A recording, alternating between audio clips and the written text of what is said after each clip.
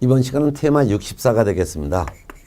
테마 64에서는 개업 공인중개사가 중개를 완성시켜주기 위해서 중개 활동을 하는데요. 이 중개 활동에 대해서 설명드립니다.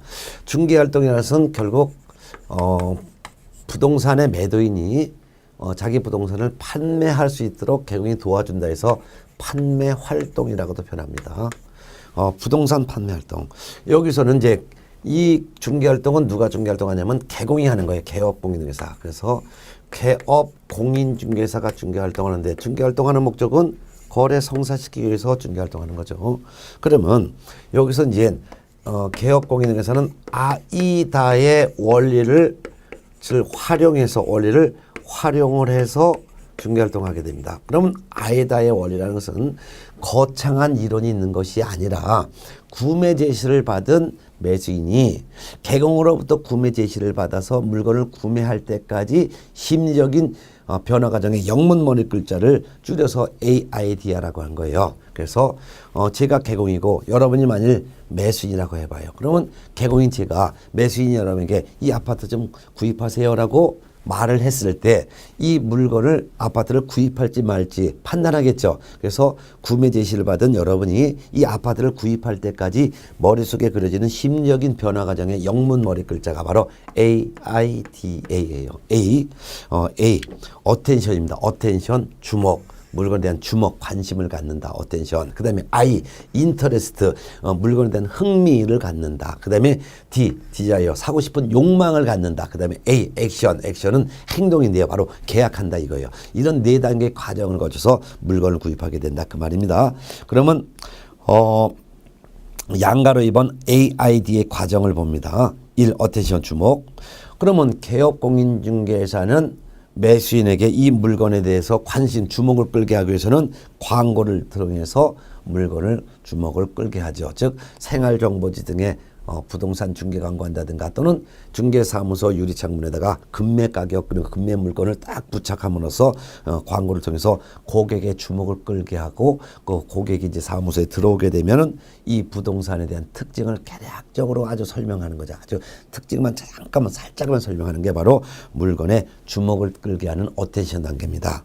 그 다음에 두 번째는 I, 인터레스트, 흥미. 이 물건에 대한 흥미를 갖게 하기 위해서는 이 부동산에 대한 구체적인 특징을 정확하게 제시하는 거예요. 이 물건은 뭐가 좋다 이런 것을 특징을 구체적으로 제시하여 불안감을 해소시키고 흥미를 유발시키죠. 그 다음에 세 번째 디자이어, 욕망. 물건에 대한 욕망이라는 것은 사고 싶어 미치게 환영하는 거예요. 그럼 이 어떤 욕망 단계를 만들기 위해서는 즉 부동산을 구입하고 싶은 욕망을 갖게 하기 위해서는 부동산이 갖고 있는 여러 가지 특징 중에서도 가장 핵심이 되는 특징을 집중적으로 강조함으로써 그렇게 특히 구매자가 관심을 끌고 있는 부분을 집중적으로 공략하는 거죠. 예를 들면은 아파트를 매수하고자 하는 구매층이 만약 30대, 40대 층이라면 초등학교, 중학교 학생들이 있을 거예요. 자녀분들이. 그러면 아무래도 근처에 학교가 좋아야 되겠죠. 이 근처에 좋은 학교가 있습니다라는 것을 집중적으로 이제 그 공략을 하는 게 바로 셀링 포인트를 강조하는 거죠. 그래서 구매 의욕을 자극함으로써 긍정적으로 사고 싶은 마음을 갖는 것처럼 느꼈을 때는 그때서야 클로징 시도, 즉 계약 체결 시도를 시작하는 것입니다. 그 다음에 행동 단계 액션에서는 구체적으로 본격적인 계약 체결을 유도하는 거죠. 자, 이와 같은 아이다의 원리는 그렇게 중요한 게 아니라 구매 제시를 받은 매수인이 구매 제시 받아서 물건을 구입할 때까지 심적인 변화 과정이 바로 AIDA 과정이구나. 이 정도만 이해하면 될 것 같습니다. 그 다음에 2번 부동산의 셀링 포인트를 살펴보겠습니다. 부동산의 셀링 포인트라는 것은 부동산이 지니고 있는 여러 가지 특징들 중에서도 특히 물건을 구입하고 싶은 구매자에게 만족을 줄 수 있는 부동산의 특징 또는 부동산의 장점을 즉 셀링 포인트라고 합니다. 즉 매수인에게 만족을 줄 수 있는 부동산의 특징이다. 이게 바로 셀링 포인트다. 이렇게 표현합니다.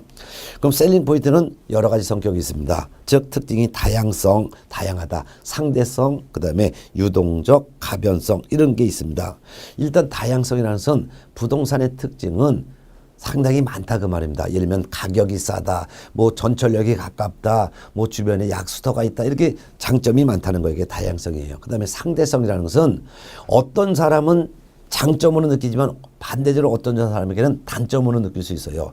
예를 들면 어떤 사람은 아파트를 선호하지만 또 어떤 사람은 아파트보다는 단독주택을 선호하기 때문에 셀링 포인트는 절대적인 게 아니라 사람에 따라서 장점으로 작용될 수도 있고 반대로 단점으로 작용될 수도 있다 그 말이에요. 그 다음에 유동적 가변성이라는 것은 지금은 장점이지만 나중에 단점으로 바뀔 수도 있다. 또는 지금은 단점이지만 나중에 장점으로 바뀔 수 있다 그 말이에요. 예를 들면은 아파트 같은 경우도 마찬가지예요. 지금은 새 아파트니까 좋죠. 그렇지만 시간이 흐르기에 따라 아파트 가격이 노후화되면은 뭐 단점으로 바뀌죠. 이렇게 지금은 좋지만 나중엔 단점으로 바뀔 수도 있는 거죠. 또한 아파트가 한 20년 됐어요. 노후화됐어요. 단점이죠. 그렇지만 좀 더 지나면 이게 재개발돼 갖고 가격이 더 올라갈 수도 있죠. 이렇게 가변성, 여러 가지 가변성, 유동적으로 변동이 생긴다 이렇게 보면 되겠습니다.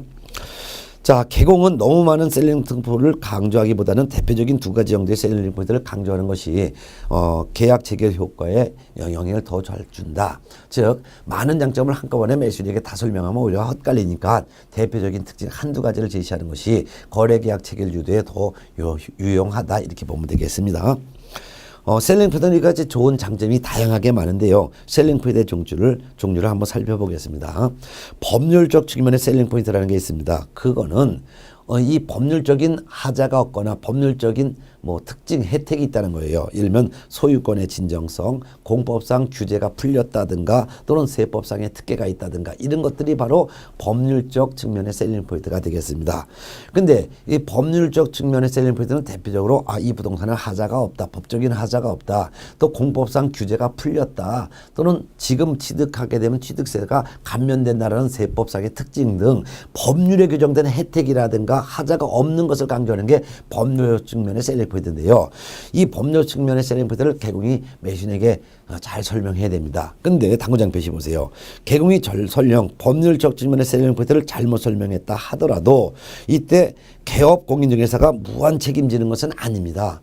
따라서 매수인 자신도 법률적 측면에 하자가 있는 건지 없는지를 스스로 확인해 봐야 되는 의무가 있어요. 따라서 개업공인중개사가 법률적 측면의 셀링 포인트를 잘못 설명했다 해서 개공이 다 책임지는 것은 아니고 매수인 스스로도 전문적인 하자가 있는지를 확인해 봐야 될 주의 의무가 있기 때문에 매수인도 일정 부분 책임을 함께 진다 그 뜻이 되겠습니다. 그 다음에 이제 경제적 측면의 셀링 포인트를 보겠습니다. 경제적 측면의 셀링 포인트는 부동산의 가치를 강조하는 거예요. 예를 들면 가격이 싸다든가 또는 임차인에게는 임료가 싸다든가 또는 권리금이 좀 싸다든가 지금 부동산 가격이 내렸기 때문에 곧 올라갈 거라든가 이런 것들을 강조하는 것이 바로 경제적 측면의 셀링 포인트가 되겠죠.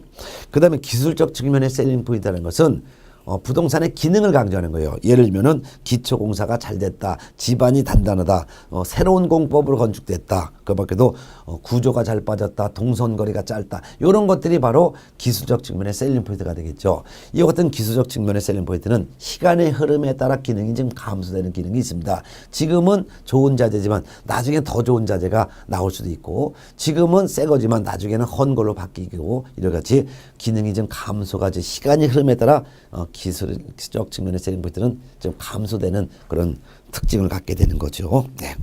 이 같은 이제 부동산 중개 활동 내용은 이렇게 간단하게 보면 되고요.